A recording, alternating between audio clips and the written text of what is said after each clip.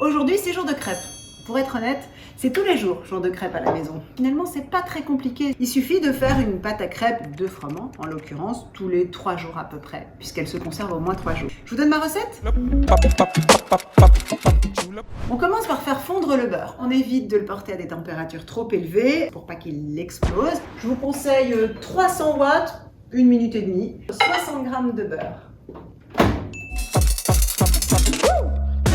Comme toujours, pour ce qui est de la pâtisserie, pour les gâteaux comme pour les pâtes à crêpes, l'ordre d'incorporation des ingrédients est essentiel. Et là, c'est le cas. Moi, je commence toujours par les œufs entiers. J'en utilise 3, des bons œufs de ferme. On rajoute du sucre. Personnellement, je n'en mets pas beaucoup. Le sucre contribue à colorer et évidemment à donner du goût aux crêpes, mais il ne faut pas qu'elles aient un goût trop sucré, puisque après, on risque de les resucrer. Donc, j'utilise une bonne cuillère à soupe de sucre, vanillé maison en l'occurrence. Et il nous manque le beurre qui devrait être fondu.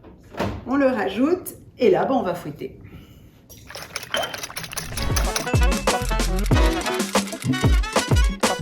C'est à ce moment-là qu'on ajoute la farine, 125 g de farine. À vous de choisir soit la type 55, la plus commune, soit la 45. Pas une grosse différence. Sachez que si vous avez du mal à digérer les gluten de la farine de blé, vous pouvez tout à fait remplacer cette farine de blé par de la farine d'épeautre, qui est très savoureuse et beaucoup plus digeste. La recette est la même. Dès que les derniers grumeaux ont disparu, on arrête de battre. Il ne faut surtout pas surbattre la pâte à partir du moment où on a rajouté la farine. Toujours le même conseil. La farine de blé, en l'occurrence, contient quand même beaucoup de gluten. Et plus on va la travailler, plus les gluten vont ressortir et donner de l'élasticité à la pâte. C'est bien pour le pain, c'est beaucoup moins bien pour les crêpes. Elle serait un peu caoutchouteuse. Maintenant, on va intégrer le lait. Attention à ne pas faire les choses dans le sens inverse. Si vous rajoutez le lait dès le début, vous allez avoir beaucoup de mal à vous débarrasser des grumeaux. Lait entier, franchement, je vois pas pourquoi on se priverait. Il faut que ce soit onctueux. Et le lait, on le rajoute petit à petit. On va détendre, comme disent les chefs, la pâte. Moi, je compte 30 centilitres de lait entier, mais généralement, juste avant de me servir de la pâte, je la détends de nouveau avec encore 5 centilitres de lait ou d'eau. Alors pour ceux qui aiment, on peut très bien rajouter un bouchon de rhum, des zestes d'orange ou de citron. On peut aussi remplacer une partie du lait par du cidre ou de la bière pour activer la fermentation de la pâte, la faire lever davantage. Voilà, il nous reste quoi? Le sel, indispensable. Le sel, on n'en met pas beaucoup, mais il le faut pour relever le goût un peu sucré de la crêpe. Toujours ce côté salé-sucré qu'on apprécie. Et à partir de là, on cesse de battre et surtout, on patiente. Il faut que la pâte repose. Au minimum 1 heure, idéalement 3 heures, voire même une nuit. Là, on va la faire attendre 1 heure. Pourquoi? Tout simplement pour que la pâte soit plus homogène. On met un linge, quand il s'agit d'1 heure, ça suffit. Sinon, évidemment, on passe la pâte au frais. Et nous voilà partis pour l'épreuve du feu. Il faut d'abord regarder la texture de la pâte. Elle doit être fluide, mais pas trop liquide. Alors là, il y a peut-être encore un poil de lait à rajouter. Voilà, à peine. Je dirais qu'on est à 320 ml en tout.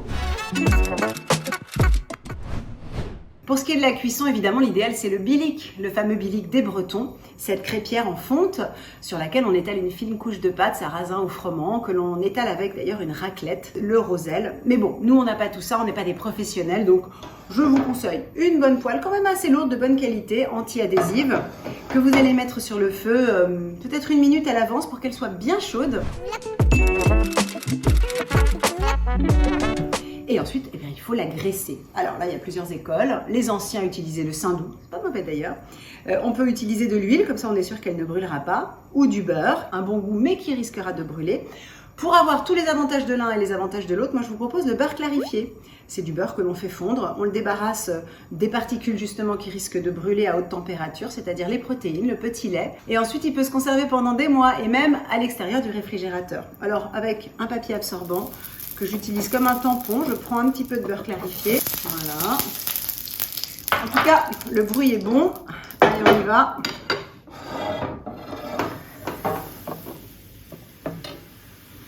Et voilà, on laisse cuire environ 1 minute de ce côté-là, 30 secondes de l'autre. La cuisson doit vraiment être menée sur feu assez vif. Ne ralentissez pas le feu.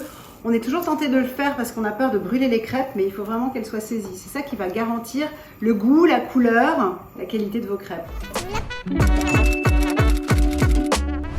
Et après, astuce de grand-mère, là j'ai rien inventé. Dans une casserole ou un faitout, on met un petit peu d'eau qu'on fait bouillir, on pose une assiette dessus et on va empiler au fur et à mesure nos crêpes qui vont de cette façon rester bien moelleuses, rester tièdes et que l'on pourra au dernier moment assaisonner avec le sucre, la confiture, la pâte à tartiner, ce que vous voulez. Prenez soin de couvrir les crêpes, c'est idéal pour garder leur moelleux. Je me demande pourquoi il y a toujours plein de copains des enfants qui veulent venir à la maison pour le goûter. Je crois qu'on a ce qu'il faut.